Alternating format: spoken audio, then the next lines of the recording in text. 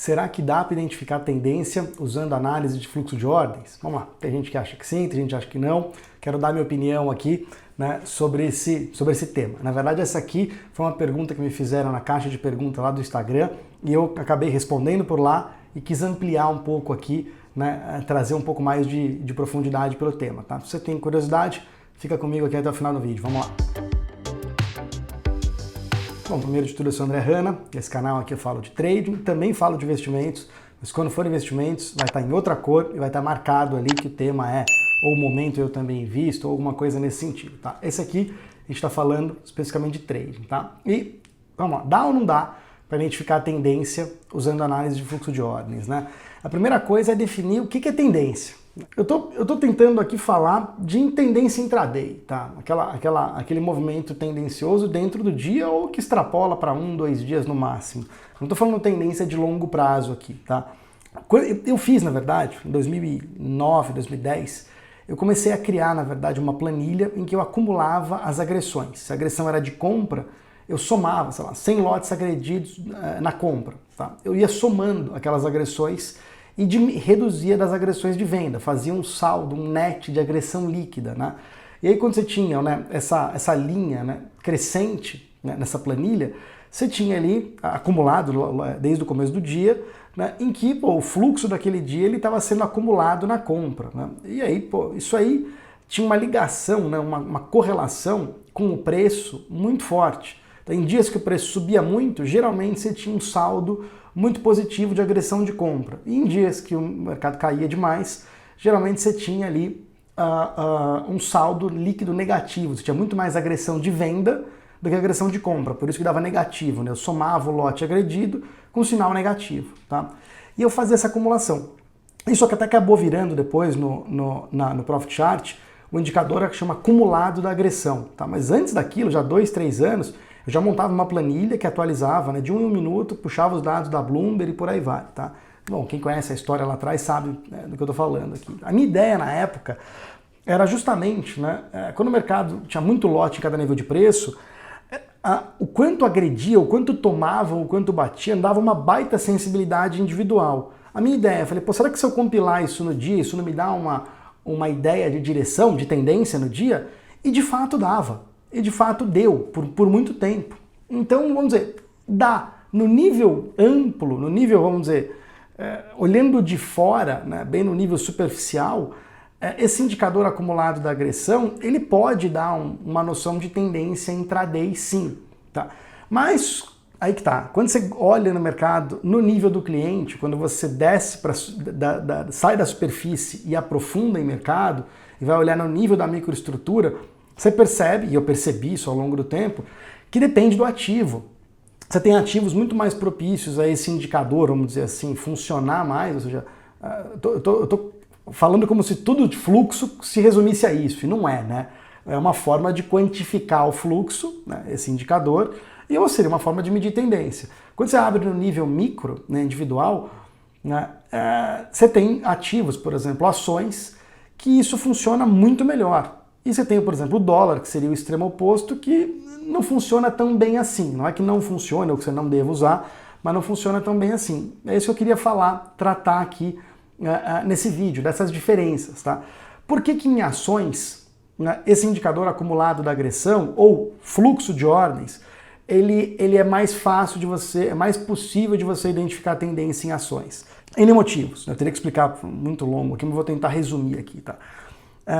O mercado de ações, a forma como ele é composta, né, você tem diversos, o maior cliente, o maior player do mercado de ações são os fundos de investimento. E esses caras, eles, na maior parte das vezes, os fundos de investimento em ações, geralmente, eles são obrigatoriamente, por regulamentação, pelo menos 67% do patrimônio do fundo é obrigado a ficar comprado em ações. Então eles carregam uma posição muito grande e o papel deles é ficar aumentando e diminuindo essa posição. Basicamente é isso que eles fazem. Óbvio, eles fazem análise fundamentalista, análise de setor e por aí vai, para escolher negócios que estão em preços atrativos, e chega uma hora que, putz, o negócio é um bom negócio, aquela ação, aquela empresa é um bom negócio, mas está cara. Ele vai lá e começa a diminuir um pouco a exposição dele.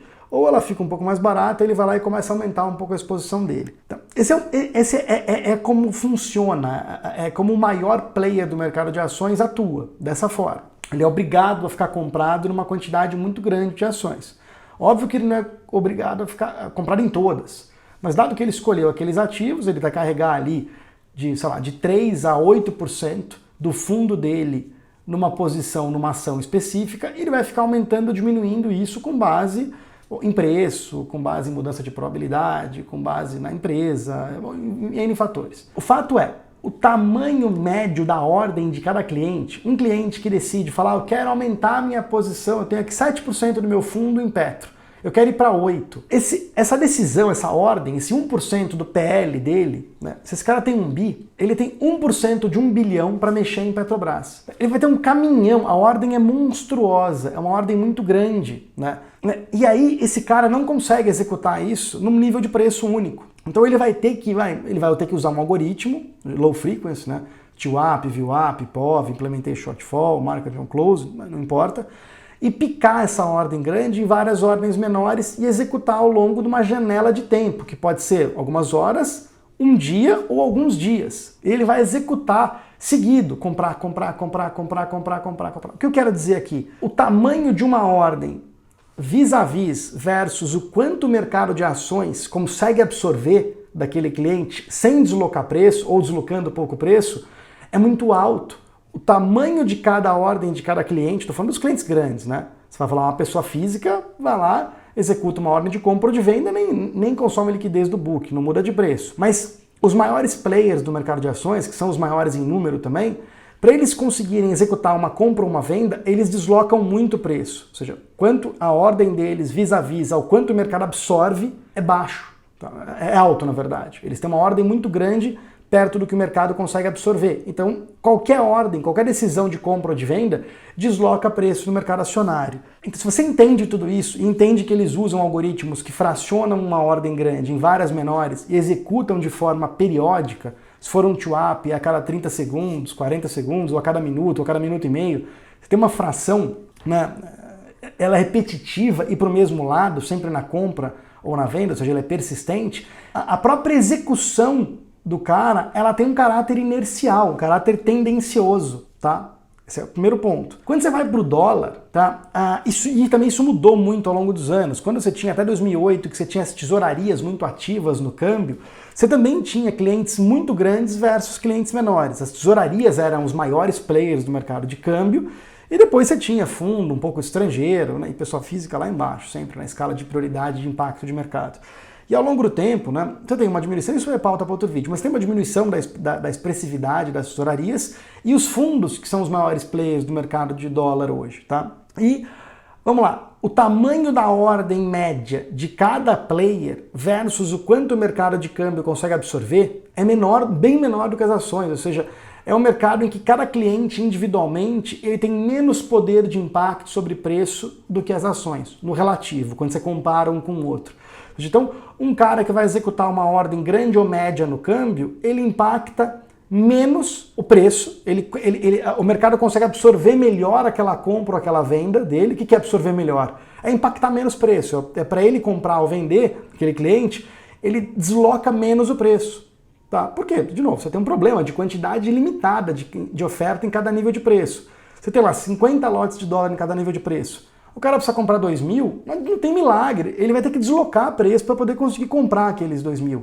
Ele vai ter que comprar 50 em cada nível de preço, em teoria, e vai acabar deslocando o preço ali em 5, 10, 8 pontos para poder completar aqueles 2.000 lotes. Ou seja, é o grau de impacto do tamanho médio de cada ordem. Em ações, é muito alto. O cara impacta mercado. No dólar, ele impacta muito menos do que as ações, na média.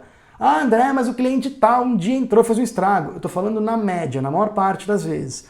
Então você tem, no dólar, você tem um comportamento mais, vamos dizer, mais aleatório dentro do dia, né? Porque não é uma decisão de um cliente que basta para poder fazer o câmbio subir ou cair naquele dia. Você precisa de uma confluência de clientes comprando para o dólar apresentar um comportamento tendencioso de alta naquele dia, tá? Às vezes sim, às vezes você tem, por exemplo, uma Petrobras ali fazendo hedge, ela vai ficar 2, 3 dias comprando ou vendendo câmbio. Um player. Mas estou falando na maior parte das vezes, na média. você tem menos influência no preço em relação à tendência, você tem uma influência pontual, vamos dizer assim. Ela acontece, a influência, quando um cliente entra para comprar ou para vender, ele impacta preço, mas ela acaba rápido, a ordem do cara acaba rápido, ele consegue completar a ordem dele com muito mais destreza e com muito menos impacto de mercado do que um cara do que um institucional, que é um fundo de investimento, que seria o maior player no mercado de ações. Isso é muito importante você entender. E aí tem outras métricas também, que é o grau de, vamos lá, limpeza ou de toxicidade do fluxo, né? Você tem o grau de divergência de opinião, na verdade. Em ações você tem players que, né, eles vão comprando, vou comprando. Você tem menos irregularidade no preço. Como o dólar você tem execuções mais pontuais na compra ou na venda, né, você tem um grau de, mesmo que ele apresente uma tendência de alta naquele dia, ele tem um grau de toxicidade ou de ser errático muito maior. Por isso, porque ele tem players que estão precisando vender, ela vende um pouquinho, está precisando comprar, e ele fica naquele zigue-zague, mesmo que ele apresente uma direção. Tá? Tudo isso tem que ser levado em conta para você sair da superfície, que seria olhar só esse indicador acumulado da agressão e falar, não, olha, se o preço subiu com o acumulado da agressão de compra, porque olha aqui, ó, o fluxo dá para medir tendência sim. Então, assim, dá. Qual o resumo aqui? Né? Quanto mais você conhece em profundidade o mercado para dentro, ou seja, mais da microestrutura do mercado, que eu falei aqui é puramente microestrutura de mercado, que é abrir quem são os maiores players daquele ativo, quem são os players daquele ativo, qual que é o modus operandi dele, tá? É um dos tópicos de microestrutura de mercado. Quando você vai abrindo e conhecendo o mercado, você vai vendo que, o buraco é mais embaixo, né? E você vai dando porquê para as coisas, por que ações é mais inercial, é mais tendencioso e é mais fácil usar fluxo para identificar a tendência no mercado de ações, e porque o câmbio é mais errático, tá? É um dos motivos, não é o único motivo pelo qual o câmbio é mais errático, tem outros. Mas da ótica da microestrutura e falando aqui de fluxo, né? Se o fluxo dá para ser usado para enxergar a tendência. Então dá, em ações dá, e é diretamente ligado à forma como os grandes operam. E no dólar dá, mas você tem que levar em conta esse fluxo errático. Mas é menos do que nas ações, porque o modus operandi, né, você vai precisar de uma confluência de mais players, né, não um cliente único indo na mesma direção para dar uma tendência. Então não adianta só olhar para câmbio o acumulado da agressão puro, né, e olhar se ele está positivo ou negativo e achar que só aquilo é suficiente para definir uma tendência no dia. Você tem que abrir, realmente ver ali que tipo de participante está comprando ou vendendo, que forma e por aí vai, tal, e olhar as correlações e por aí vai, tá? Então a conclusão é essa: conhecer de microestrutura de mercado ajuda muito, né? Ajuda, primeiro, não fazer besteira, né? E ajuda também a você enxergar, né, as brechas, as reais oportunidades do mercado. Quando você conhece o modus operandi, né, você sabe que em ações você tem um perfil de poder alongar mais, porque você está ali, né, na esteira, o teu parceiro, que é um cliente grande que está comprando através de um algoritmo que você identificou de manhã, você fala, cara, esse cara aqui provavelmente não vai parar de comprar até a tarde. Você conta com esse lote dele como tua parceria. Você pode contar que daqui 1 minuto vai vir mais 5 mil ações dele na compra, e se ele estiver agredindo e por aí vai. Você conta com esse grau de parceria. No câmbio, as parcerias são muito pontuais, porque tempo de execução médio de cada ordem é muito menor e menos impactante no relativo às ações. Então, por isso que é importante conhecer de microestrutura de mercado também. Tá? Se você gostou desse vídeo, dá um like aqui, é bem importante, porque ele espalha para outras pessoas que também têm interesse nesse assunto. Você tem aquele teu amigo que tem bastante dúvida sobre esse assunto, ou não acredita, né? No botão aqui embaixo, né? Não acredita em fluxo, não sei lá o quê, clica no botão compartilhar e manda direto para ele por WhatsApp, ou naquele grupo de WhatsApp que você sabe que dá polêmica, falar de fluxo, por aí vai, manda direto para esse pessoal. Se você não está inscrito no canal ainda, inscreva-se, que aí você não tem a chance de perder nenhum outro conteúdo relevante que a gente publicar aqui, tá? Comenta aqui embaixo, sei que é bastante pedido, tá? Comenta aqui embaixo que se você gostou, se você não gostou, e também dá a sugestão de conteúdo que, eventualmente, se ela se repetir e se o tema for bem bacana, eu uso ele, né, de conteúdo para poder, né, de pauta para poder fazer o vídeo da próxima semana. Isso aí, espero que tenha gostado. Abraço, até semana que vem.